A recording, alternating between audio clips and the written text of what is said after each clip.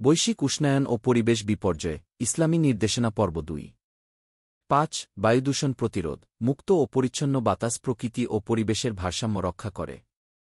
পক্ষান্তরে দূষিত বাতাস স্বল্প সময়ে প্রকৃতির নির্মলতা নষ্ট করে দেয়। বায়ুদূষণের ফলে স্বাস্থ্যের ক্ষতি হয়, পরিবেশ ও সম্পদ নষ্ট হয়। এর ফলে বায়ুমণ্ডলে ওজোন স্তর পাতলা হয়ে যায়। এসব বিশ্বব্যাপী জলবায়ু পরিবর্তনের কারণে হয়। বায়ুকে দূষণমুক্ত রাখতে ইসলামের যথেষ্ট নির্দেশনা রয়েছে। যেমন ক উন্মুক্ত স্থানে মলমূত্র ত্যাগ না করা। মুয়াজ ইবন জাবাল রাদিয়াল্লাহু আনহু থেকে বর্ণিত, রাসূলুল্লাহ সাল্লাল্লাহু আলাইহি ওয়াসাল্লাম বলেন, তোমরা অভিশাপ ডেকে আনে এরূপ ৩টি কাজ থেকে বিরত থাকো: চলাচলের রাস্তায়, রাস্তার মোড়ে অথবা ছায়াদার স্থানে মলমূত্র ত্যাগ করা থেকে। আবু দাউদ হাদিস ২৬ খ বর্জ্য মাটিতে পুঁতে ফেলা। কেউ মারা গেলে তাড়াতাড়ি তাকে কবর দিতে হয়।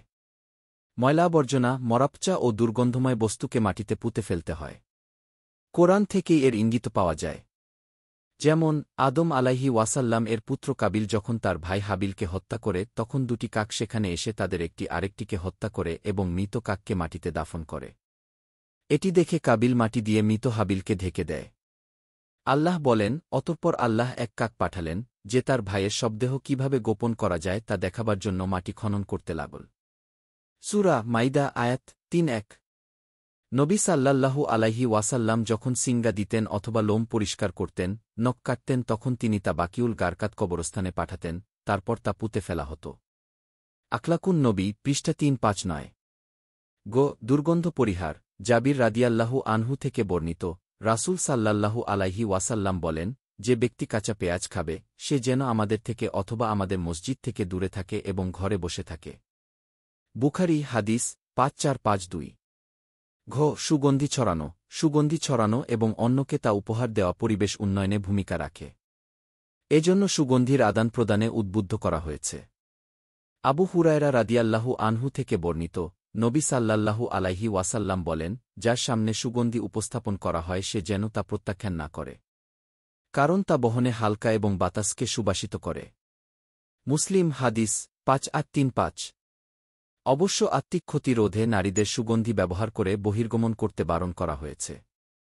আবু মুসা আলাশারি রাদিয়াল্লাহু আনহু থেকে বর্ণিত, রাসূলুল্লাহ সাল্লাল্লাহু আলাইহি ওয়াসাল্লাম বলেন, যে কোনো মহিলা সুগন্ধি বা পারফিউম ব্যবহার করে অতঃপর মানুষের সামনে দিয়ে অতিক্রম করে যাতে তারা তার সুবাস পায়, সে একজন ব্যভিচারিণী। তিরমিজি হাদিস ২৭৮৬। হাঁচি ও কাশি দেওয়ার সময় মুখ ঢেকে রাখা। হাঁচিকাশির মাধ্যমে নির্গত ময়লা ও জীবাণু দ্বারা অন্যরা আক্রান্ত হতে পারে। এজন্য হাঁচি ও কাশি দেওয়ার সময় মুখ ঢেকে রাখতে হয়। আবু হুরায়রা রাদিয়াল্লাহু আনহু থেকে বর্ণিত, নবী সাল্লাল্লাহু আলাইহি ওয়াসাল্লাম যখন হাঁচি দিতেন তখন এক টুকরা কাপড় বা নিজ হাত দিয়ে মুখ ঢেকে ফেলতেন এবং নিম্ন আওয়াজ করতেন। আবু দাউদ হাদিস ৪৯৪৫। ৬ পানিদূষণ প্রতিরোধ। পানি ছাড়া প্রাণীর অস্তিত্ব কল্পনা করা যায় না। সেজন্য পানিকে নিরাপদ ও দূষণমুক্ত রাখতে হবে। নিজেদের কোনো কর্মে যেন পানি দূষিত না হয় সে ব্যাপারে সচেতন হতে হবে। রাসূলুল্লাহ সাল্লাল্লাহু আলাইহি ওয়াসাল্লাম পানিকে পবিত্র, নিরাপদ ও দূষণমুক্ত রাখতে সবাইকে সচেতন করেছেন। তিনি বলেন, তোমাদের কেউ যেন আবদ্ধ পানিতে প্রস্রাব করে অতঃপর সেখানে গোসল না করে। বুখারী হাদিস ২৩৬। মুসলিম হাদিস ৬৮২। পরিশেষে বলা যায়, পরিবেশের ভারসাম্য রক্ষায় ইসলামের নির্দেশনাগুলোর সফল বাস্তবায়ন বিশ্বব্যাপী জলবায়ু পরিবর্তন রোধে অনন্য ভূমিকা রাখতে পারে। এভাবে জলবায়ু পরিবর্তনের কারণে সৃষ্ট বৈশ্বিক উষ্ণায়নের বিপর্যয় থেকে রক্ষা পেয়ে পৃথিবী আবারও বাসযোগ্য হতে পারে।